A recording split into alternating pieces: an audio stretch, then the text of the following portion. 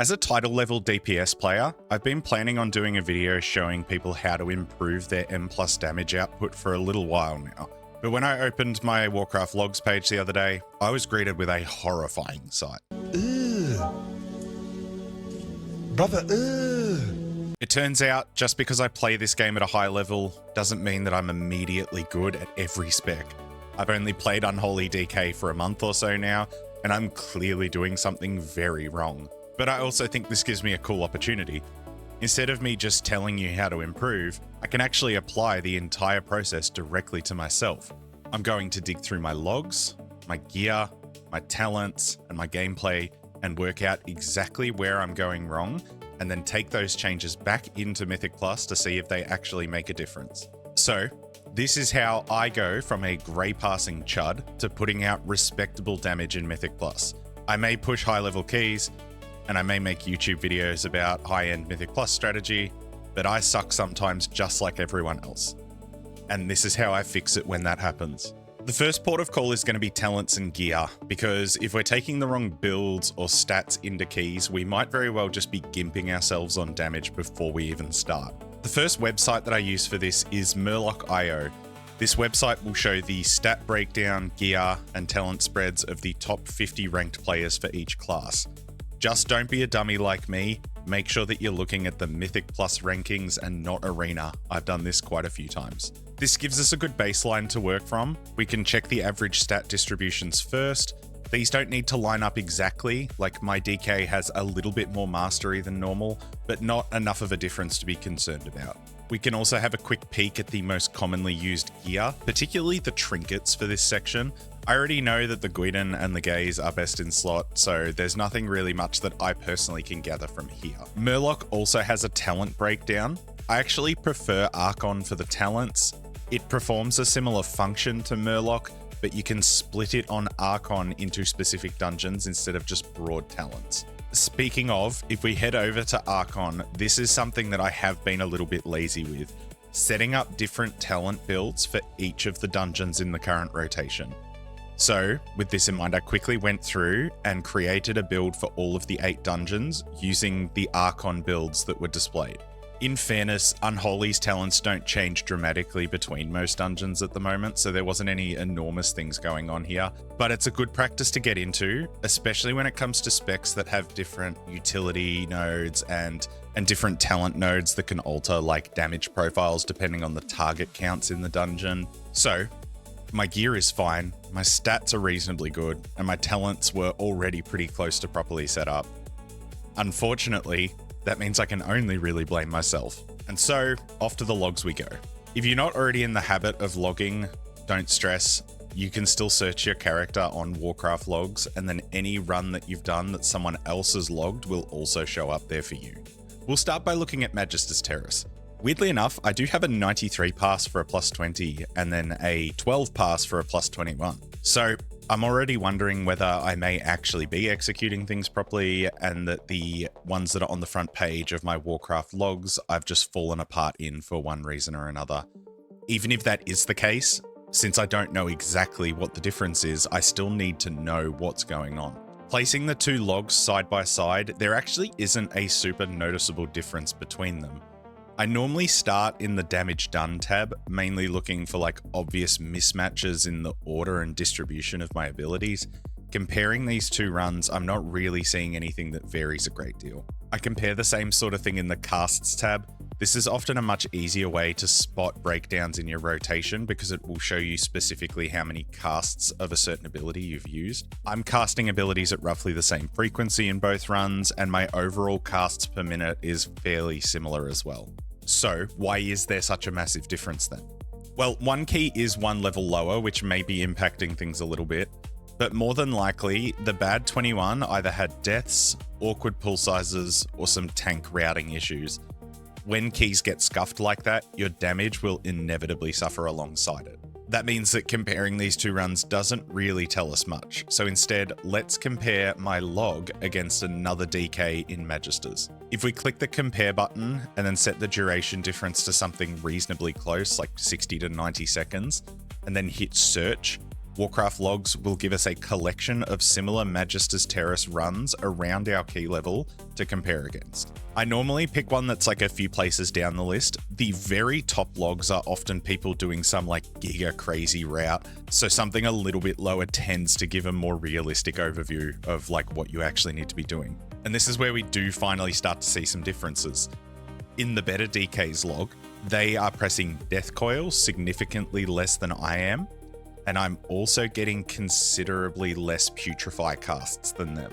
I am also casting Festering Scythe a bit more frequently, which would suggest that I'm refreshing its buff a little bit too early and not getting full value out of each use. The stronger DK log also has slightly higher casts per minute. This part is to be expected. I'm still learning this spec, so there are moments in keys where I hesitate slightly due to the cognitive load of trying to work out what to actually press.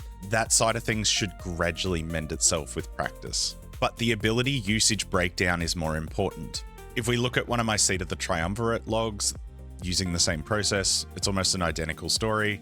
Too many Festering Scythes, nowhere near enough Putrefies, and too many Death Coils compared to Graveyard and Epidemic. As a final check, I also like to paste a log into a tool called WoWAnalyzer. This should be very much taken with a grain of salt. This tool hasn't been properly updated for a while, so I wouldn't follow blindly every recommendation that it gives you. But it does display the data from your log in a fairly clear way, and it will occasionally help confirm things that you might have already identified from looking at your own logs. And we can see here that it does reinforce our Festering Scythe problem. In the Overview tab, 21 of my 88 casts were labeled as bad. Some of these may simply be casts where I've refreshed the buff after a new pull has started, so again, might not be as big of a deal as what it's showing. The other thing that this site is really good at showing is things like the percentage of runic power or runes that I've wasted.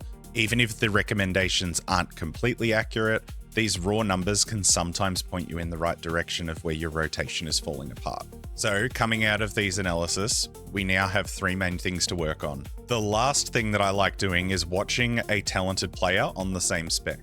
Specifically, try to find a VOD on YouTube of a high-level key where the player has some sort of ability tracker visible on the screen. This will make it a lot easier to see exactly what they're pressing and when they're pressing it. I chose this VOD of Yoda's 23 Magister's Terrace. Since I'd already identified the main issues in the logs before, I could then focus specifically on these things. When was he refreshing Festering Scythe? When was he casting Putrefy? And which pulls was he favoring Epidemic and Graveyard in compared to the pulls where I would ordinarily be pressing Death Coil? Now, once you've done all this, it's time to put it into practice. Before making any final conclusions though, it is worth sending a few keys until you get a properly clean run. If the run is bad, it will distort the results that you get. Logging your own runs is actually really easy too. All you need to do is install the Archon desktop app and then type /combat log in the in-game chat before starting a key.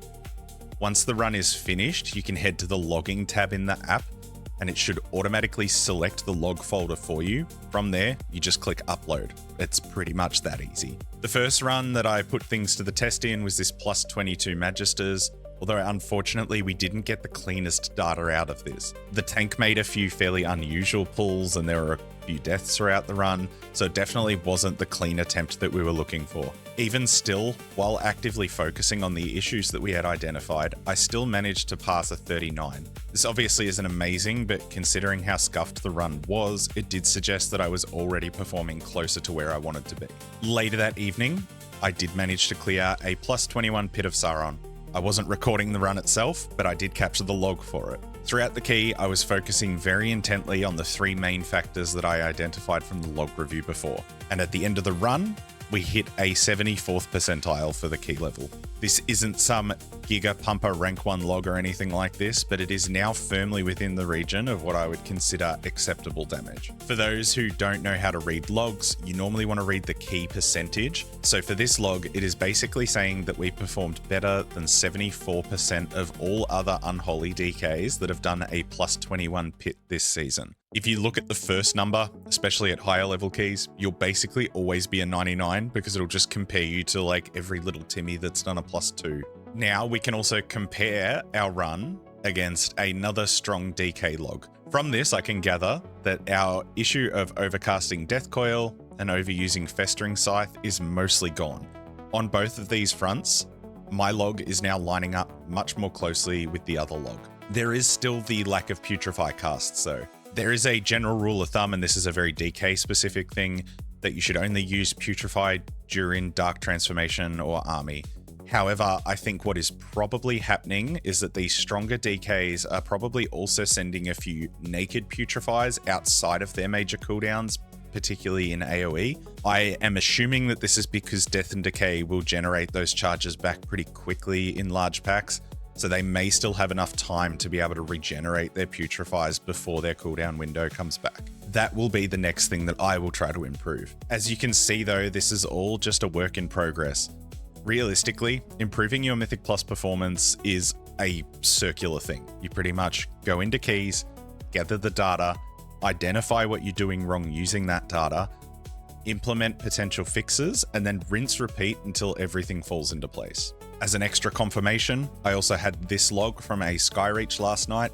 Again, we are not in Giga Pumper territory, but I would say that if you can get your passes up to a level where it's at least acceptable for that key, that's fine. That gives you a good platform to work off, and it shows that whatever learning that you've done has actually worked. If you follow the same process, you too should be able to identify exactly where your own damage is falling apart and start making massive improvements. If you get stuck at any point, feel free to jump into my community Discord.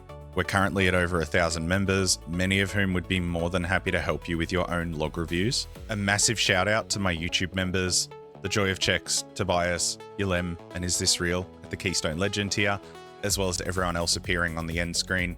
If you're looking for some dungeon tech to help propel you into the final weeks of the season, check out this video on the top right of the screen. Otherwise, until next time gamers, take care.